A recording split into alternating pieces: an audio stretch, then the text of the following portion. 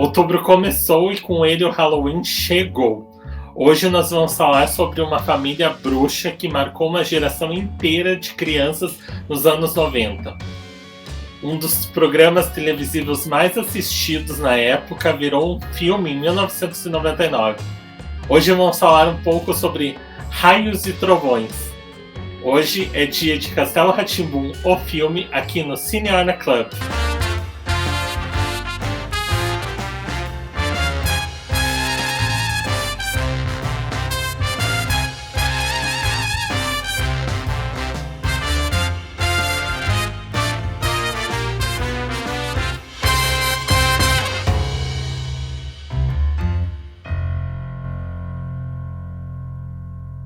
E para falar sobre esse clássico que virou um filme, chama aqui os colunistas do Cineorna. Fran Lima. Oi, Fran. Oi, gente. Tudo bem? Tudo bom? Tudo ótimo. Maiara. Olá, prontíssima para entrar nesse mundo de nostalgia aqui hoje. E Thiago Cardoso. Oi, Thiago. Olá, galera. Tudo bem? E começando a puxar um salve, Sérgio Manberti, eterno. Sim. Vale lembrar, né, que aqui a gente vai falar muito sobre Castelo Rá-Tim-Bum e ele fez parte não só do filme, como do seriado, né, na TV Cultura, como o Dr. Vitor, Raios e Trovões, né, como diria ele. Muito bom. Castelo Rá-Tim-Bum, né, pessoal, marcou uma geração inteira na TV. E eu me lembro de estar nos finais da tarde ali na TV Cultura assistindo o Castelo Rá-Tim-Bum. Mas eu assistia outras coisas também na TV. Gostava de Digimon, gostava de Power Rangers, gostava da TV Cultura de Cocoricó. E vocês, o que andavam vendo nesse tempo na TV de tubo da sala? Vale relembrar que não tinha TV fininha de plasma, né? Era uma de tubo mesmo. Fran, o que você costumava ver? Eu gostava de bastante coisa, assim. Eu acho que nessa época que ainda abarcou a minha primeira infância, eu me lembro que eu assistia muito Castelo Rá-Tim-Bum, obviamente. Aquele programa Rá-Tim-Bum mesmo, que também tinha essa pegada educativa na própria TV Cultura. Me recordo muito de Cavaleiros do Zodíaco. Eu era simplesmente fascinada por esse universo, Sailor Moon. Nessa época eu já assisti alguns programas no Cartoon Network também, gostava muito de Os Jetsons. Então, maravilhoso. Do que eu consigo me lembrar dessa primeira infância em específico, que foi quando eu tive mais proximidade, né, com o Castelo Rá-Tim-Bum, eu acho que é isso. Mas eu me recordo também de Cocoricó. Enfim, esses programas da TV Cultura, eles marcaram bastante mesmo. E Mai, você o que assistia aí? Eu assistia, gente, também Sakura Card Captors a Ursinhos Carinhosos nessa primeira infância. Sim, maravilhoso. Os desenhos todos, mas não tem jeito, aquele live action, aquele representação brasileira na nossa TV também. Era Angélica com aquela vila, aquela sempre primeira Fada Bela, né? Fada Bela, o caminho é complicado. Maravilhosa, mas o Rá-Tim-Bum eu assistia demais também, e ele ia um seguida do outro, né? Então você via Castelo Rá-Tim-Bum e Rá-Tim-Bum em seguida do outro, senta que lá vem história, e era de fato os que mais ensinavam, né? A gente sentava para se divertir, para assistir todos, mas que você realmente tinha ensinamentos que hoje você lembra, até hoje, você fala, nossa, isso eu aprendi com Castelo Rá-Tim-Bum. De escovar o dente até, enfim, como fazem papel, sabe? De tudo. É verdade, era muito educativo, tinha muita coisa boa ali no meio para aprender, né? Thiago, o que você gostava de ver aí na TV? Nossa, pensando bem assim, a gente na década de 90 ficava muito tempo na televisão. Era de manhã que tinha a programação de desenhos, seja na Globo, seja na SBT ou posteriormente na Record, que veio acontecer com o Pokémon, né? Que eu gosto até hoje. Claro, TV Cultura foi primordial, assim, né? Na nossa formação. né, muitos programas educativos. Quando eu era menor, eu tinha um medo terrível do professor Tiburcio. E era uma apresentação meio estranha, né? Um negócio em preto e branco. Era muito estranha, muito estranha. Carinha andando, vindo rápido. Era de propósito, até hoje eu não entendo qual que é a referência daquilo. Tipo, um cinema alemão dos anos 20, o que é aquilo? Com certeza tá nessa pegada do expressionismo. É o Dr. Caligari. Surgido. É o Dr. Caligari abrasileirado. Mas realmente, tipo, o Castelo Rá-Tim-Bum, eu tava vendo que a produção foi entre 95 a 98, 97, né? Mas é tipo Chaves, assim, que a gente parece que não tem um episódio inicial e um episódio final. Mesma coisa Caverna do Dragão, assim, que fica aquela coisa... Não tem. Limbo, assim, loop. É um loop contínuo. É muito impressionante que foi tão pouco, assim, porque, não sei, parece que foram episódios eternos mesmo. Tudo bem que a gente viu 500 vezes cada um, né, mas... Não, e sem contar que ele ia de segunda a sexta-feira, né, no ar, né? Eram 5 dias aí na semana para ter uma variedade dessas aí. Mas exatamente, é um looping contínuo, a gente nunca tem fim. E eu tinha as fitas VHS do Castelo Rá-Tim-Bum, que elas também não tinham ordem, elas tinham numeração, assim, tipo 1, 2, 3, mas os episódios não tinham ordem nenhuma. Eu me lembro, assim, que eu comprava pela capa e não tinha... Era a Caipora, por exemplo, e não tinha nenhum personagem com a Caipora naquela fita, sabe? Era muito, assim, sem lógica, mas era maravilhoso. Eram originais? Eram originais. Eu lembro de ter o VHS também, mas era meio... Exatamente, eram 5 episódios, mais ou menos. Eram alguns episódios no VHS, não me lembro quantos, mas eu me lembro que não tinha uma ordem cronológica. Eles tinham o número da fita, tanto é que eu tinha a fita 1, a fita 8 e a fita 12, assim. Mas é uma grande característica do programa, que realmente, né, ele não segue uma história, assim... Ele não segue uma cronologia, né? Não segue, você pode parar e assistir que você vai estar entendendo o que está acontecendo, né? Então vamos falar hoje sobre Castelo Rá-Tim-Bum, o filme, que conta com o Nino, um garoto de 300 anos e aprendiz de feiticeiro que está chateado e quer ser um menino comum. Mas seus planos se alteram quando a bruxa Losângela, ajudada pelos malvados Dr. Abobrinha e Rato, quer roubar os poderes de Morgana e Vitor e assim acabar com o castelo.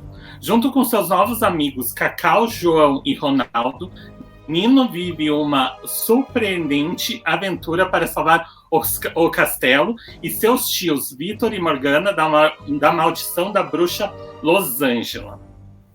Para começar, né, que toda adaptação aí, de qualquer que seja a obra original, seja um livro, seja uma série de TV, carrega um peso enorme em relação à comparação com o produto original, né? O filme Castelo Rá-Tim-Bum carrega esse peso e é um peso enorme mesmo, porque foi um clássico da programação da TV Cultura, que fez até ali nos anos 90 o Ibope da TV Cultura, que era menor, ele subir para níveis nunca antes vistos.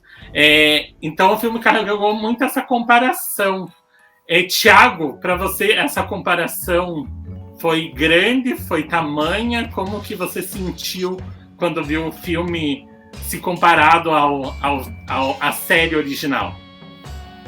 Considerando que eu assisti só semana passada o filme, eu nunca vi no cinema, né, muito menos passando na TV, alguma coisa parecida, eu achei que a produção foi muito recente em relação ao todo o poder que a série tinha, né, no imaginário da criançada na época, né, porque, poxa, um negócio super icônico, com um monte de personagens, e daí chega no filme que é meio esvaziado e perde principalmente um dos aspectos que eu mais gostava, assim, sem saber, que era a brasilidade que tinha, né? Tudo bem aquele aspecto de castelo, muito nem tanto, né? Muito que europeizado, assim. Ainda assim tinha aqueles aspectos naturais, ali tinha a Celeste, então ter a árvore, não ter a Celeste, Tudo bem que daí abdicaram 90% dos fantoches, né? E daí inventaram outros ali no filme novo, né? Mas ainda assim, faz falta Caipora, faz falta outros personagens que apareciam recorrentemente, né? Nesse aspecto mais Brasil mesmo, né, que a gente tinha ali, de ter músicas ali dos passarinhos cantando, né? Claro, fazendo ali uma suspensão da descrença, né? Na série da TV a gente abraçava, era outra pegada, né? A iluminação do filme é bem diferente, né? É muito sombria, ainda assim os cenários são muito bonitos, né? Mudaram o castelo, que já começa o estranhamento na hora do filme. Sério que vocês fizeram isso? E logo o castelo que é muito icônico, né? O Miss, né, de São Paulo fez exposição agora anos atrás, né? E foi um sucesso, né? Então eu acho que talvez o filme foi feito muito antes do tempo, mas ali anos depois, se entrasse ali 2002, né? A exposição já não sei se teria tanto interesse, né? Já que o Harry Potter pegou essa galera, assim, né? Quem entrou no mundo do Harry se apegou assim, de um jeito que, não quero saber de Castelo Rá-Tim-Bum agora. Se fizessem agora, de repente, uma baita produção, muito mais recursos, eu acho que ia ter um sucesso considerável, né? Mesmo aquela questão da nostalgia, né? Os pais que eram crianças na época ali já levam os filhos para resgatarem essa tradição, né? Mas o filme é muito legal ainda assim, e vai crescendo. E acho que a gente pode comentar depois, principalmente da parte das atuações, assim, que não deixa nada a desejar.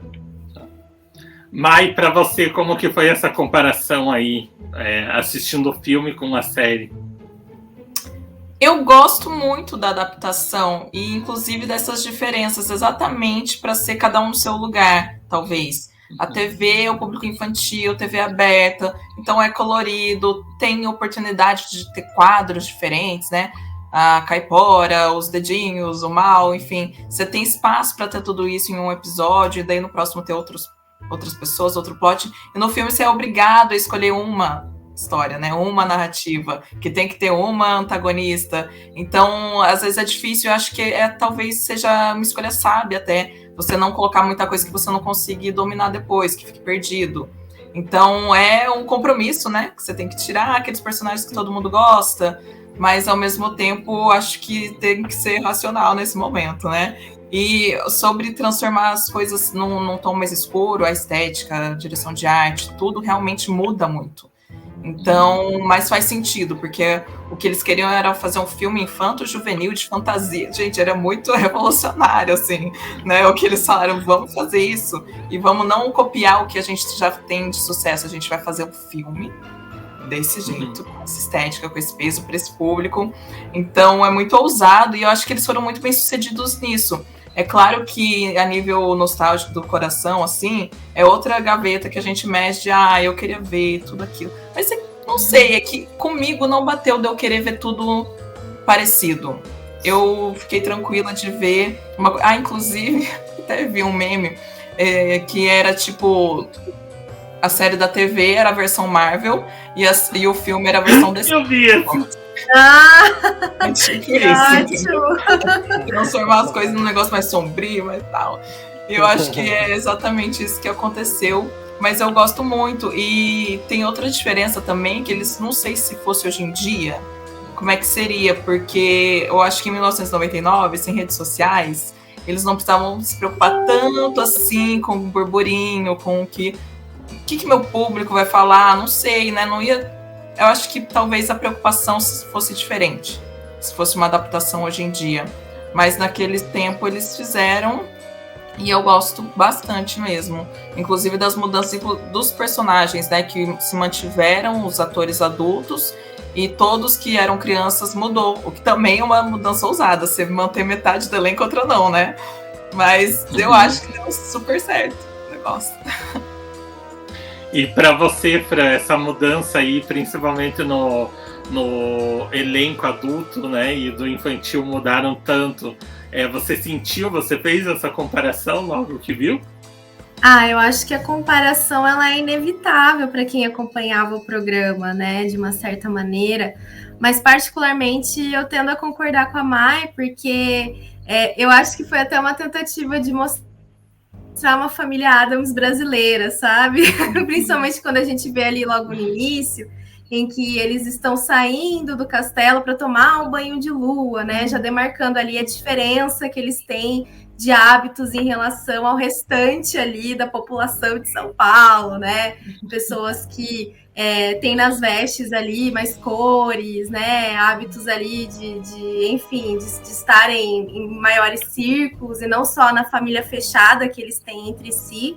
Finalmente a gente escuta, inclusive, o nome completo do Nino, né? Antonino Stradivarius II.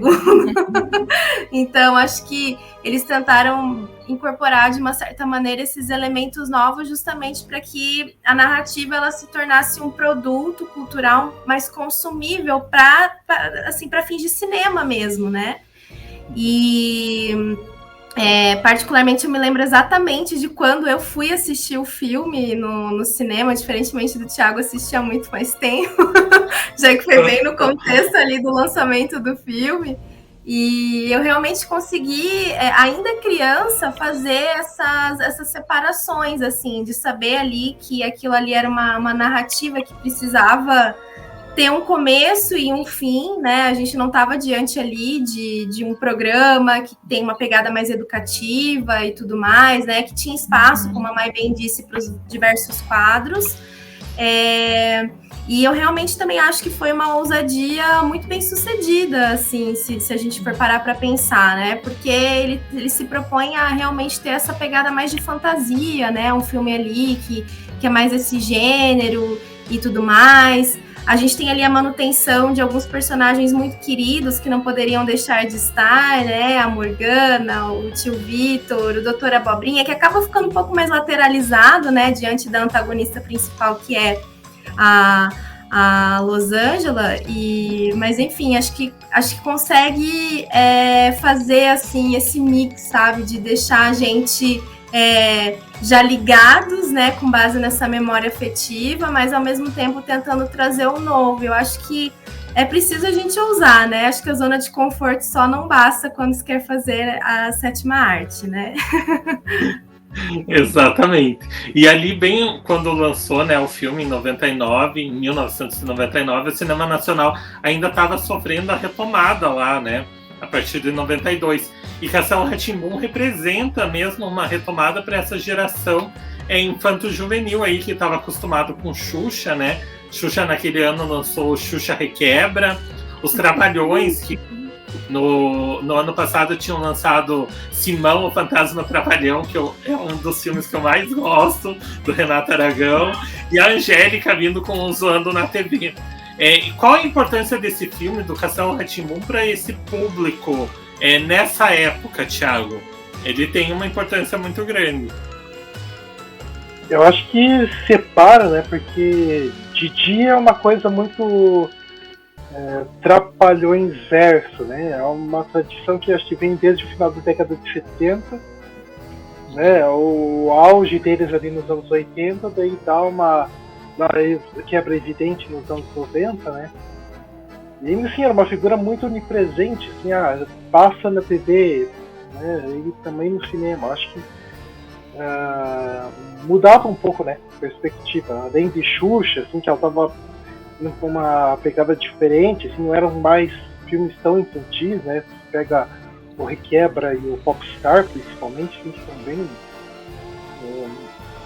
anormais em relação à produção que ela fazia antes e depois com o Xuxa e os Duendes, né, que é mais um elenco estranho. E colocar Gugu como vilão, Ana Maria Braga como fada, lá, alguma coisa. Faz um mix lá. Que é outro filme que eu nunca vi, assim, mas pode ver o elenco, assim. Mas o Castelo realmente celebra, né, o fenômeno que foi essa produção do Karl Burger, né? O cara é outro cineasta, assim, cabeça lá na frente, né? Tanto é que ele veio a ser premiado com uma das temporadas de Malhação aí, né? Que com uns temas bem convenientes, né? A Malhação tava uns caminhos meio sombrios, eles retomaram, assim, como, pô, dar mais consciência para a juventude, não é só menos malhação e mais pegação, que virou nos anos depois, né? Mas, retomando o Castelo, assim, acho que foi interessante pro momento, né? Tá essa celebração. O filme tem muitos aspectos positivos, assim, e a escalação do Diego Kozevich, né, que é nosso conterrâneo curitibano aqui. Né? Eu não sei se ele já estava no Cruz antes ou depois do filme, né? E aí ele fez outras coisas mais regionais aqui, fez curta com o Severo, se não me engano. Fez filme com a Salete Machado também, né? E aí, recentemente ele fez o Lamento, que eu assisti e entrevistei os diretores também. E aí, mostra assim, o menino que praticamente começou no Castelo Rá-Tim-Bum e foi passando por filmes diferentes. Agora, né, agora adulto, tá numa pegada psicológica, assim, um terror psicológico que acontece nesse filme, assim, celebrando a atuação dos talentos locais. Locais, curitibanos. Mai, para você, como que é visto aí o Castelo Rá-Tim-Bum nesse circuito de cinema nacional aí? Como cult, né? Ele é o cult do rolê, porque vem Xuxa, Angélica, Trapalhões, é tudo pop, né? Veio do gênero pop, daí vem um cult pra dar uma equilibrada, pra ter uma variedade, então é ótimo. E ainda vem com esse protagonismo infantil, principalmente, né? Com grandes atores, adultos, atores mirins, não conhecidos, mas que traz o centro da história nesse menino, que é um menino de 300 anos, mas é um menino, e que encontra seus amigos, e eles juntos têm que enfrentar a aventura e encontrar maneiras de vencer essa vilã, né? Então é muito importante, principalmente para o seu público, né? Um público que é infantil e juvenil, você se reconhecer nas telas, você torcer por alguém com quem você se assemelha, né? Então, desses filmes que estavam saindo muito na época, não tinha muito isso. Realmente, como o Thiago falou, eram filmes que colocavam alguém que já era muito famoso, uma celebridade muito grande da época e para além da época, né? Porque são realmente pessoas que fizeram história na TV. E, por que não aproveitar para fazer cinema também? Acho que era meio isso, né? Bem comercial o negócio. Tanto que as histórias eram essas, né? Eram contadas por convidados, né? Iam aparecendo essas celebridades, como o Thiago falou. Eu acho que a narrativa era só para costurar um convidado e outro. Não, o casting de Xuxa Requebra é bizarro, assim, que começa a tocar até a Elke Maravilha é a vilã, e daí os filhos adotivos dela é o Fat Family. Então, e tem o seu divertimento, tem o seu entretenimento total, porque você tá ali, é meio isso, você vai vendo as participações, é quase easter egg, né? Você vai ficando surpreso e quando você vê o filme acabou, você sai rindo. E é tudo ótimo, mas também é incrível, Thiago. Tá morrendo. É incrível, não é? É ótimo também. Mas também é ótimo a gente ter essa outra representatividade, porque não, tem espaço para todo mundo. E veio também numa onda de Menino Maluquinho, que também tem um protagonismo infantil, também é baseado numa história muito conhecida, uma adaptação, né? E teve o Tainá também, que vem mais ainda pegar uma brasilidade, uma história que não é contada. Então, é bom ter o espaço dos cult também, que a gente também quer assistir, né? E Fran, para você aí, como que tava essa linha? Você que foi assistir Castelo Rá-Tim-Bum no cinema, você ficou em dúvida entre escolher Castelo Rá-Tim-Bum ou Xuxa Requebra? Olha, eu confesso que na época eu fui ver Xuxa Requebra mais pela minha prima, que era apaixonada pela Xuxa. E, obviamente, que a história que mais me cativou foi Castelo Rá-Tim-Bum, acho que não só pela lembrança, né? Oi? Vi os dois, né? Eu também vi os dois. Eu vi os dois, sim. Foi muito bacana ver Xuxa Requebra no cinema, inclusive, porque foi um momento ali em que as pessoas elas riam alto, elas se comunicavam no cinema, todas essas reações, né? Os vídeos de reaction que a gente tem a filmes da Marvel, né? A mais citou aí, a Marvel, a DC. A gente tinha ali em Xuxa Requebra, gente. Essas reações todas ali, quando entrava alguém famoso e tudo mais, alguma cena ali, muito mais cômica do que outra. E acho que a narrativa do filme do Castelo Rá-Tim-Bum, ele traz uma coisa muito bacana, que é o descobrimento de si, né? Então a gente vê ali o Nino nessa jornada de se descobrir enquanto feiticeiro, tendo ali aqueles conflitos internos relacionados à falta de amizades com pessoas da idade dele, né? Então essa questão ali também da idade é algo muito presente, né? E eu acho que nesse ponto a gente até conseguiria fazer um paralelo com o programa da TV, porque o programa da TV ele era justamente para apresentar para a gente coisas novas, né? Então, de uma certa forma, também tinha a ver com essa questão do descobrimento, né?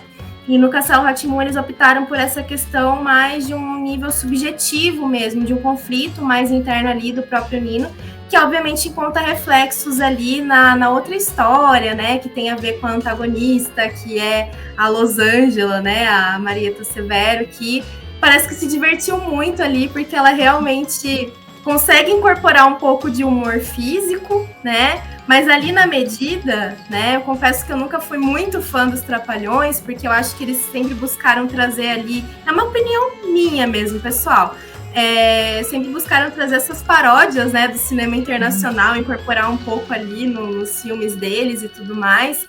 E eu acho que isso tem o seu público, né, bastante apelativo e tudo mais. Mas eu nunca fui muito conquistada, né, pelo Trapalhão Verso, como disse o Thiago. Como é que falou Trapalhões Verso? Então, eu encontrava limites, assim, em ter esse vínculo afetivo com Trapalhões, apesar de, obviamente, reconhecer a relevância para o cinema, para a televisão, enfim, não só deles, como desses outros artistas, né, a Xuxa, a Angélica, que protagonizou o Zoando na TV, que acredito eu que maravilhosa, da Globo Filmes, né? Então, para você ver que também tinha essa questão comercial muito forte, né, se aproveitar dessas figuras, né, já famosas, para poder vender um produto que eles sabiam que ia dar um lucro certo, né? Então, acho que nesse ponto a gente volta novamente para aquele tópico de enaltecer Castelo Rá-Tim-Bum por ser esse produto cult aí e tá um pouquinho mais afastado ali dessa linha mainstream que estava ganhando, digamos assim, um pouco mais de relevo nessa época. E é um filme que leva a sério o gênero, né? De fantasia. Sim, não é uma coisa assim propagandista, né? Que tem, vou mostrar o patrocinador agora, né? A Xuxa entrando na Fisk, né? Só pra entrar. Exatamente, ele tinha construção histórica séria, né?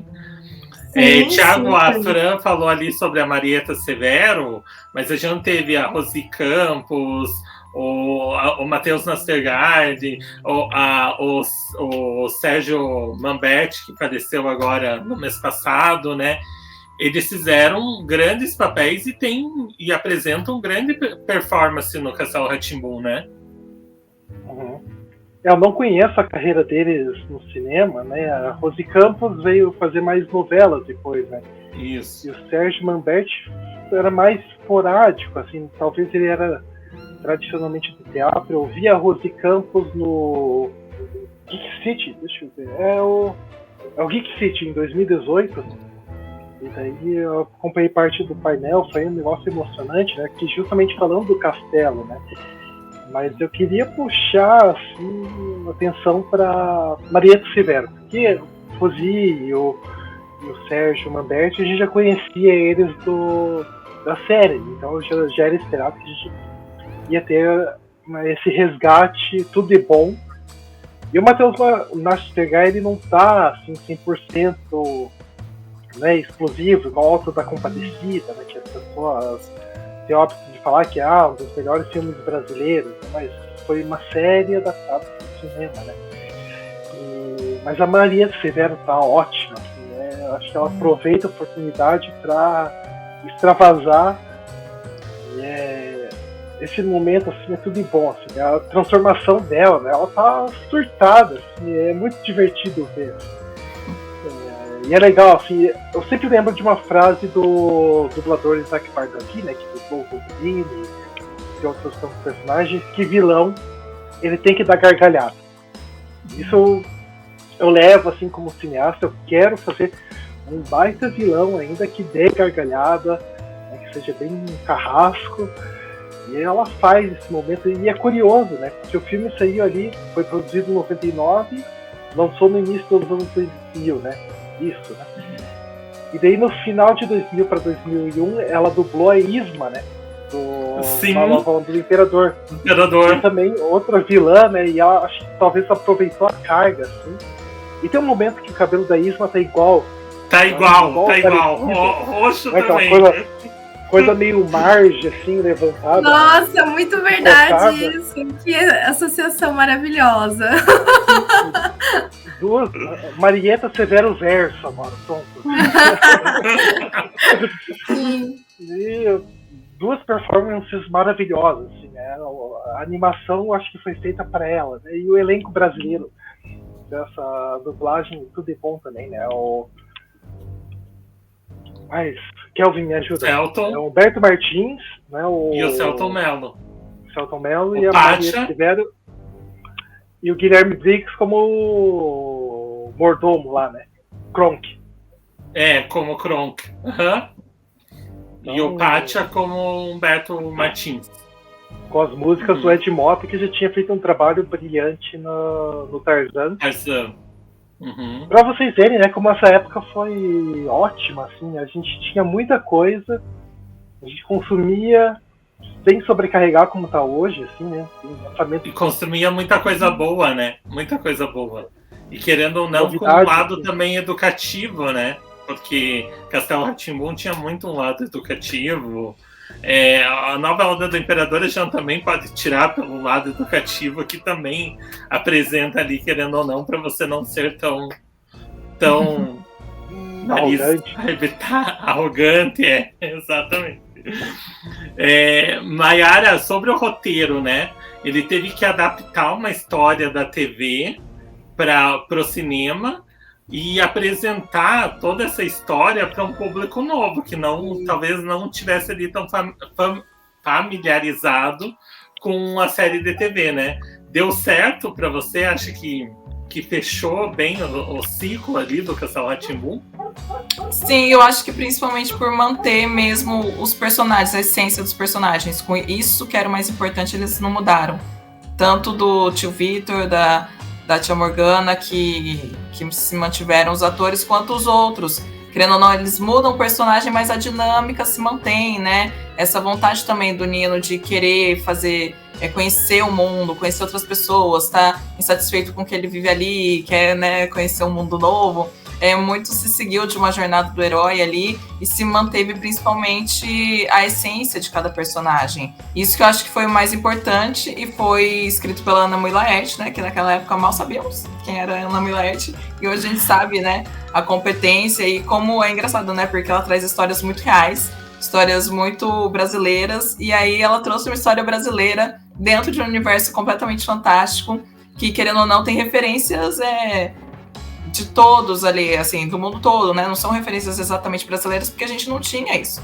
A gente não tinha nenhuma referência de um misticismo brasileiro de bruxos e tal, né?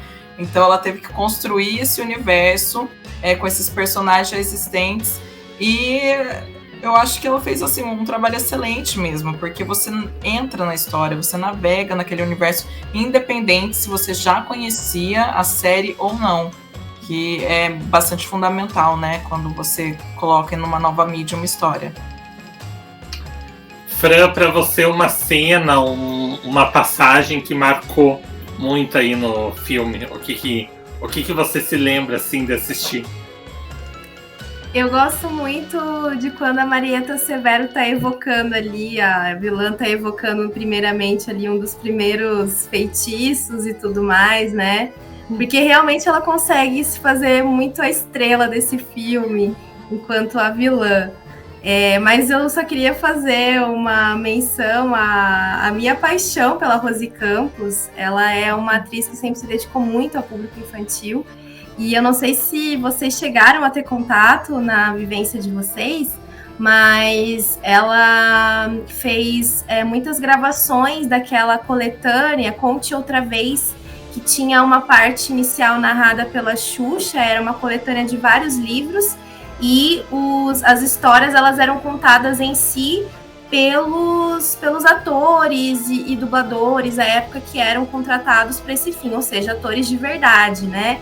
Uhum. Então, a Xuxa apenas fazia uma breve introdução ali às historinhas que seriam contadas, e essas histórias elas eram em si, né, contadas por esses dubladores, atores, e uma delas era a Rosi Campos, que conseguia fazer ali só ela sozinha, fazendo a voz de milhares de personagens, assim. Essa é uma coletânea que eu, nossa, ouvi a exaustão, porque ela vinha com os livros e com a fita cassete, gente. Fita cassete.